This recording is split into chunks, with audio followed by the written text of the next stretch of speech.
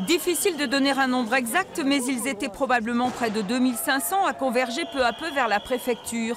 Une manifestation partie du secteur de l'évêché et qui a marqué une première étape à la maison de la région. Le conseil régional n'a rien fait pour les contribuables du coin puisqu'il a décidé de maintenir de manière maximale la taxe sur les carburants.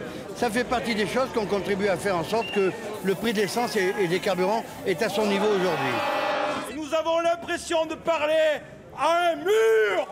L'entrée principale de la maison de la région a été murée, avec en prime une bonne dose de fumier déversée dans la cour. Plusieurs fois, des slogans ont crié « Macron, démission », mais tous ne sont pas là pour cela. Un peu plus loin, halte à la Banque de France. Monsieur le Président, il a été élu à la majorité et on doit aussi revoir la copie. On n'est pas là pour le destituer, on est là pour lui dire « Attention, le peuple est dans la rue, écoutez-le, on revoit la copie ».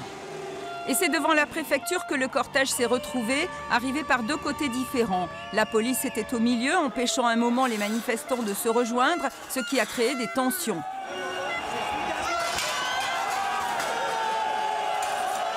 Finalement, tout s'est terminé correctement par un grand goûter. Mais à Limoges, parmi les nombreuses équipes de Gilets jaunes, certains étaient aussi allés voir une députée à sa permanence.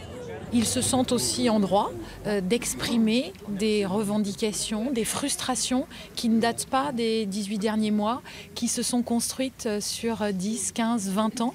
Et puis elles s'expriment aujourd'hui et c'est leur droit. Et puis à nous, notre devoir, c'est de les écouter. La mobilisation n'est pas finie. D'autres équipes bloquent encore plusieurs carrefours.